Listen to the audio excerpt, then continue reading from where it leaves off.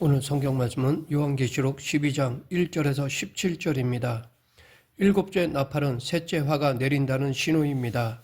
일곱째 나팔의 역할은 일곱 대접을 열어주는 것이기 때문에 이번 재앙은 일곱 대접 전체가 될 것입니다. 그러나 요한계시록의 중심 줄거리는 여기서 잠시 진행을 멈추고 제2삽입부의 이야기를 합니다.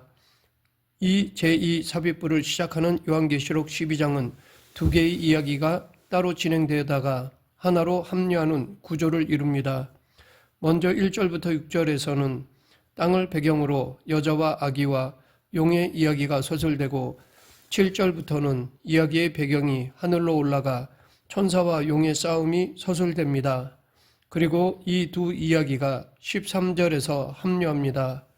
제2삽입부는 12장부터 13장, 14장 전반부, 14장 후반부의 세 부분으로 나눌 수 있습니다. 12, 13장은 교회가 처한 현실을 심층적으로 해설해 봅니다. 제1삽입부가 고난을 무릅쓰고 증언하는 교회에 초점을 맞췄다면 제2삽입부의 12, 13장은 교회를 박해하는 사탄의 세력에 초점을 맞추고 동일한 현실을 서술합니다. 14장 전반부 1절부터 13절은 그런 현실을 살아가는 사람들에게 종말이 임박했음을 예고하며 성도들에게 인내하고 믿음을 지키라고 격려합니다.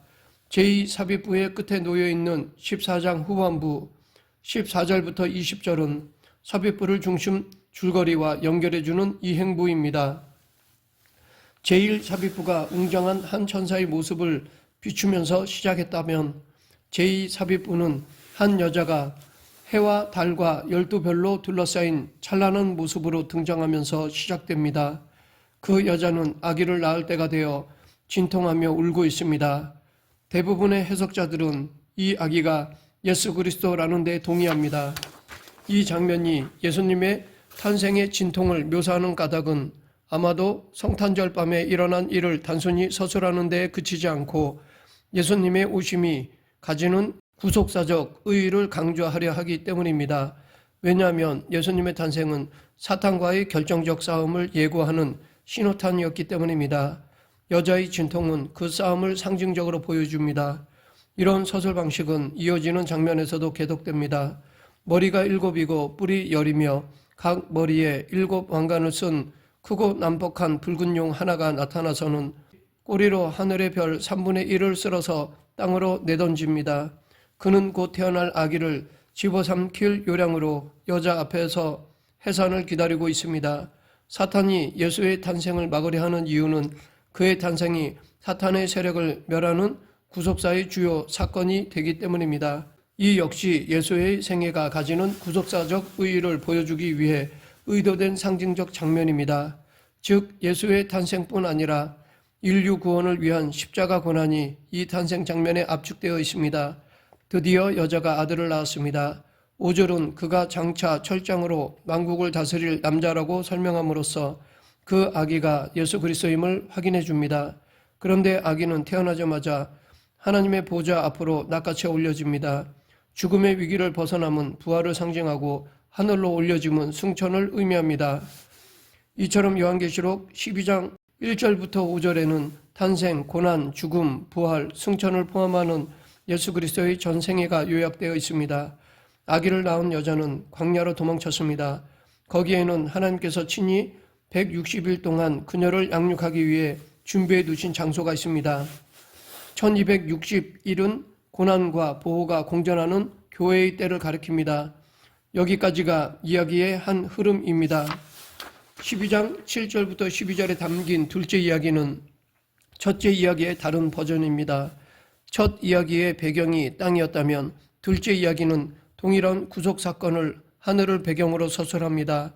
사람이 대신 예수 그리스도의 구속 사건이 하늘에서는 미가엘이 이끄는 하나님의 천사들과 용의 세력 간의 영적 전쟁으로 서술됩니다. 용은 천사장 미가엘에게 패하여 하늘에서 쫓겨납니다.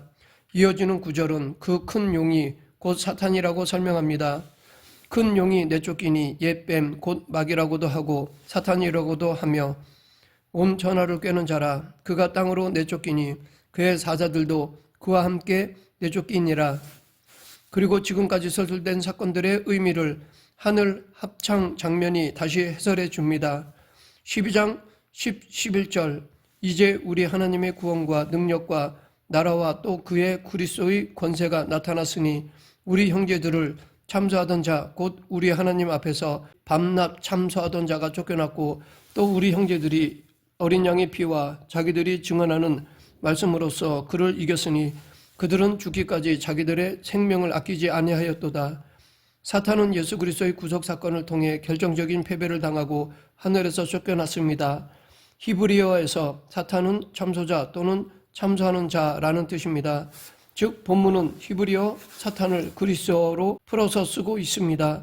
여기서 한 가지 주목할 것은 성도들의 순교를 무릅쓴 증언이 그리스도의 구속 사건과 함께 서술되고 있다는 점입니다. 예수 그리스도는 십자가에서 죽으시고 다시 살아나심으로써 사탄의 권세를 무너뜨리시고 하나님의 주 되심을 확인하셨습니다.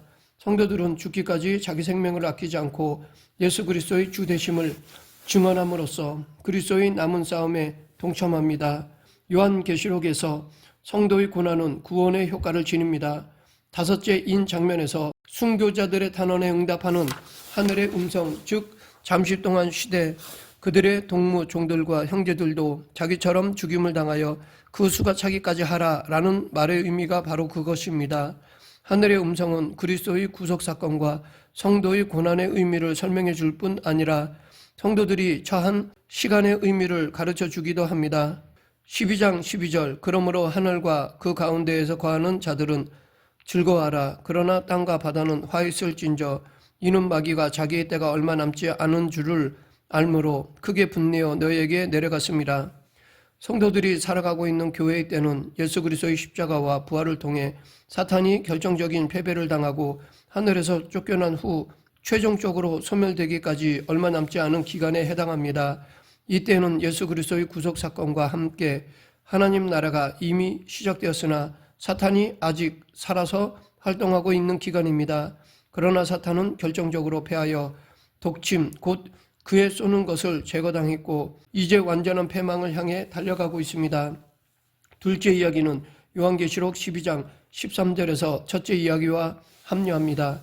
첫째 이야기의 끄트머리에서 여자는 용의 박해를 피해 광야로 도망쳤는데 미가엘과의 싸움에서 패하여 땅으로 내쫓긴 용이 그 여자를 박해합니다. 그리스어에서 박해하다로 번역된 디오코는 뒤쫓는다 라는 의미도 가지고 있습니다. 6절에서 여자가 도망하고 13절에서 사탄이 그녀를 뒤쫓습니다. 이렇게 합류한 두 이야기는 사탄의 박해로 인해 고난받고 있는 교회의 모습을 서술합니다. 여자는 큰 독수리의 두 날개를 받고 그녀를 위해 준비된 광야의 장소로 날아가서 그곳에서 한 떼와 두 떼와 반 떼를 양육받습니다. 한 떼, 두 떼, 반 떼를 더하면 총 세 떼 반이 되는데 이는 교회의 때를 가리키는 또 하나의 표현입니다. 이어지는 15절부터 17절은 사탄이 교회를 박해하는 모습을 비유적으로 서술합니다. 뱀 곧 용은 입에서 물을 강같이 토해냄으로써 여자를 물에 떠내려 보내고자 합니다. 그러나 땅이 그 물을 삼켜 여자를 돕습니다. 이처럼 요한계시록에서 자연은 하나님의 심판 대상이 아니라 심판의 도구나 조력자로 나타납니다. 여자를 죽이는 데 실패한 용은 분노하여 여자의 남은 자손인 교회와 대결을 준비합니다. 그러면 요한계시록 12장의 여자는 누구일까요? 1절에서 여자는 12별의 관을 쓰고 있는데 성경에서 12은 이스라엘을 상징하는 숫자입니다. 예수 그리스도는 이스라엘 백성 가운데에서 나오셨으므로 이스라엘이 메시아를 낳았다고 말할 수 있습니다. 그런데 신약의 다른 책들과 마찬가지로 요한계시록에서 이스라엘은 문자적인 이스라엘이 아닌 참 하나님의 백성 곧 교회를 상징합니다. 그러므로 요한계시록 12장의 여자는 참 이스라엘로서의 교회 또는 고난받으며 보호받는 교회를 대표한다고 말할 수 있습니다. 말씀을 맺겠습니다. 사탄은 강하지만 이미 예수 그리스도로 말미암아 패배한 존재입니다. 하지만 아직 마지막 때가 아니기에 우리는 사탄의 공격을 받습니다. 그래서 사탄의 공격을 받아 성도들이 고난을 받지만 우리는 하나님의 보호 안에 있기에 이길 수 있습니다. 승리를 확신하며 우리에게 오는 고난을 극복하는 저와 여러분 되길 간절히 축원합니다. 기도하겠습니다. 사랑과 은혜가 풍성하신 하나님 아버지, 예수 그리스도로 말미암은 핍박과 고난을 이겨내며 최후 승리하는 저희 모두가 되게 하여 주시옵소서. 예수님 이름으로 기도드립니다. 아멘.